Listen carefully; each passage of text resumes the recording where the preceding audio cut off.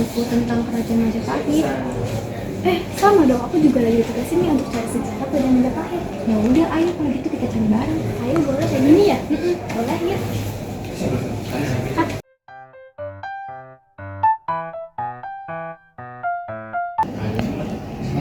Oh, jadi kerajaan Majapahit ini ibu kotanya berpindah-pindah sama.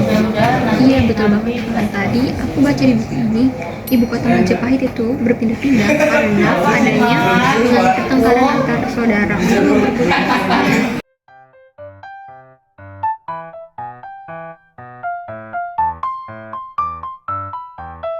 Ya benar, di buku ini juga aku baca kerajaan ini awal berdirinya itu di Mojokerto, Jawa Timur. Lalu mereka ini berpindah ke Trowulan pada tahun 1328 Masehi. Lalu mereka ini pindah lagi ke Daha Kediri pada tahun 1478 Masehi, Saf. Kira-kira gimana ya dulu kisah kerajaan Majapahit ini? Ya gimana ya?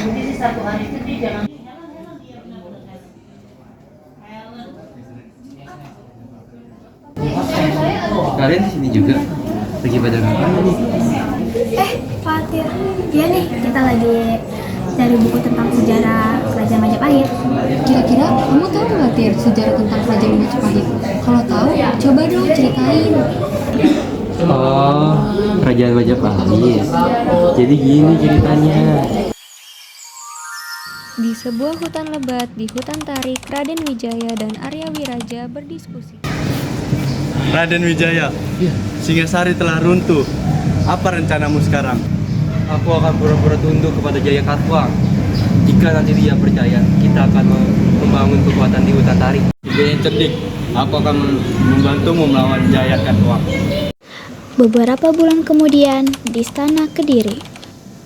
Baiklah, Raden Wijaya, kau boleh menetap di hutan tarik. Jangan berani berkhianat.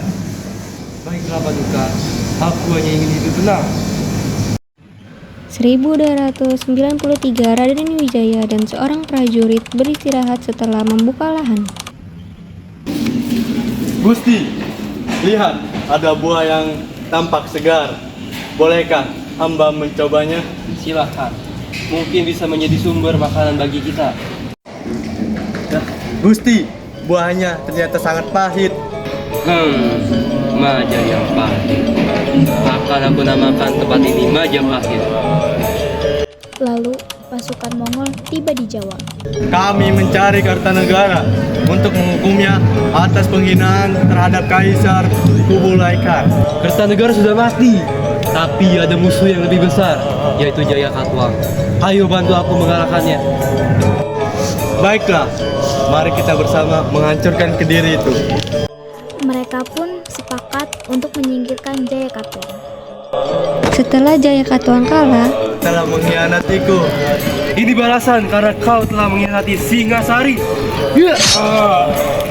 Sekarang waktunya kita menguasai Jawa. Aku tak butuh penjajah di tanahku.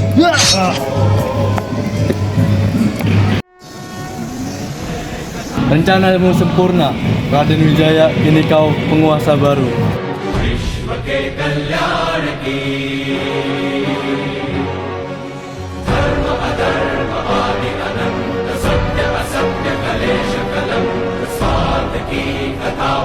setelah Mongol kalah, Raden Wijaya pun mendapatkan tahtanya.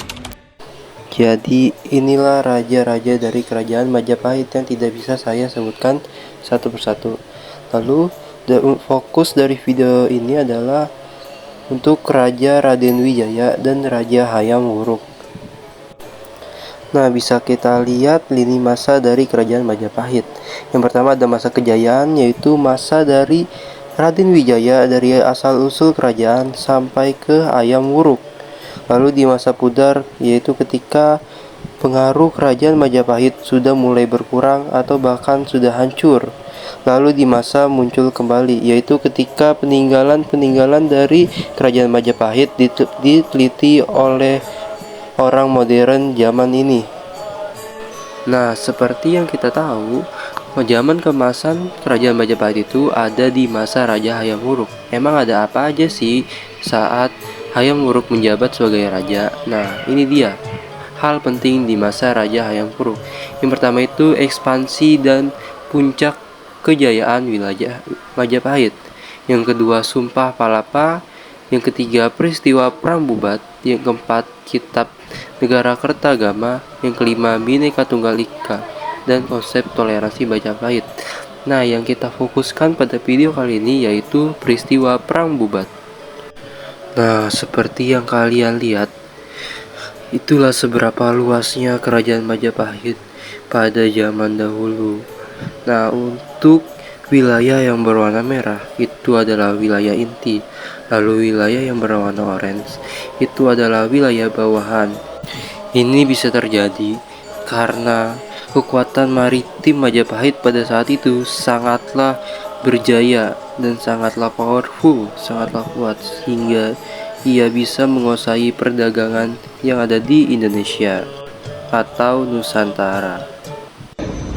Di Istana Majapahit, Hayam Wuruk berbicara dengan para penasihatnya. Gajah Mada, aku ingin mempererat hubungan dengan Sunda. Aku ingin meminang dia Patiloka sebagai permaisuriku. Sunda, seharusnya Sunda tak takut kepada Majapahit. Jika pernikahan ini terjadi, ini sebagai tanda takutnya mereka, bukan hanya sekedar persekutuan.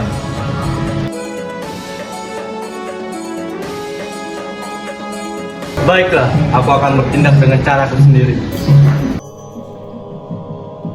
Di lapangan Bubat, rombongan Sunda tiba, lalu disambut oleh pasukan Majapahit. Sepertinya kita sudah sampai di kerajaan Majapahit. Baiklah, kita tinggal menunggu Hayam Wuruk saja.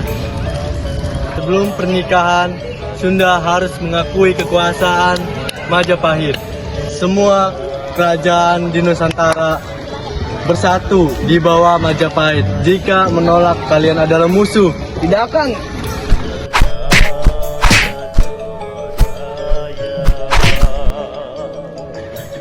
Lebih baik aku mati daripada kehilangan kehormatan. Negara yang sangat besar dan sangat powerful pun pasti akan hancur juga. Inilah alur dari kehancuran kerajaan Majapahit. Yang pertama diawali oleh Perang Parekrek yang mengakibatkan Majapahit terpecah, ekonomi melemah, banyak daerah taklukannya memberontak atau melepaskan diri. Yang kedua yaitu melemahnya kekuasaan Majapahit pada abad ke-15. Raja-raja lemah, penguasa setelah Perang Parekrek tidak sekuat Hayam Wuruk. Wilayah pesisir mulai dikuasai kerajaan Islam seperti Malaka dan Demak. Perdagangan dikuasai Kesultanan Malaka dan melemahkan ekonomi Majapahit. Yang ketiga, jatuhnya Brawijaya V atau Kertabumi yang digulingkan oleh Jirindrawardana. Majapahit masih ada tetapi semakin lemah. Lalu yang keempat, Kesultanan Demak menyerang Majapahit yang membuat Majapahit runtuh. Sultan Trenggana dari Demak menyerang Majapahit dan merebut ibu kota. Lalu bangsawan Hindu Majapahit melarikan diri ke Bali. Lalu di Majapahit ada corak kehidupan. Kerajaan Majapahit disebut sebagai kerajaan agraris dan maritim karena Majapahit menggabungkan kedua kekuatan perekonomiannya, yaitu dari bercocok tanam padi agraris dan perdagangan rempah-rempah maritim. Maksud dari kekuatan agraris dan maritim mampu menghasilkan padi dalam jumlah besar. Setelah itu, padi ini akan diangkut dengan kapal muara di dekat Trawulan. Berkat padi ini pula, Majapahit mampu membeli rempah-rempah dari Maluku dan berdagang rempah-rempah meskipun bukan menjadi kerajaan penghasilnya. Selanjutnya, di sini ada peninggalan dari kerajaan Majapahit. Yang pertama, ada Candi Bajang Batu di Mojokerto. Ini dahulunya merupakan sebuah pintu masuk atau gerbang menuju bangunan suci pada masa kerajaan Majapahit. Yang kedua, Candi Tikus. Candi Tikus ini diyakini merupakan sebuah petirtaan atau yang disebut juga sebagai tempat pemandian keluarga kerajaan. Yang ketiga, Candi Penataran. Candi ini didirikan pada masa pemerintahan Maharaja kelima Majapahit, yakni Wikraman Wardana. Kemudian pada tahun 1995, Candi Penataran ditetapkan sebagai warisan budaya dunia oleh UNESCO. Selanjutnya ada Prasasti Waringin Pitu, Prasasti Biluluk 1, Prasasti Prapancasapura, Kitab Sutasoma, Kitab Nagara Kertagama, dan yang terakhir ada Kitab Arjuna Wijaya.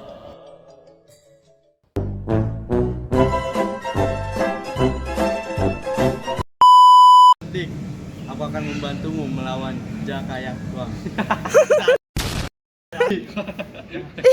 Gimana apa gustinya? Aku akan berpura-pura tunduk pada Halo guys. Gimana Tir? Tadi Tir. Astagfirullahaladzim. Astagfirullah. Astagfirullah.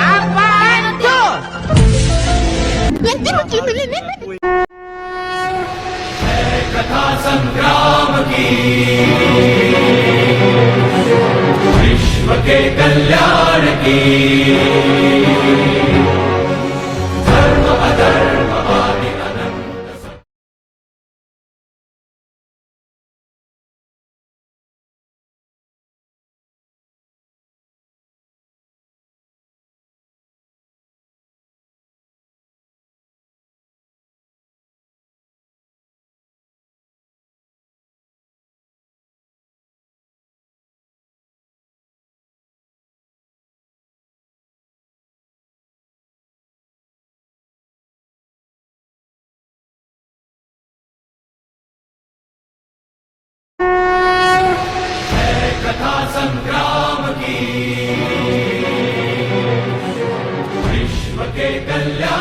की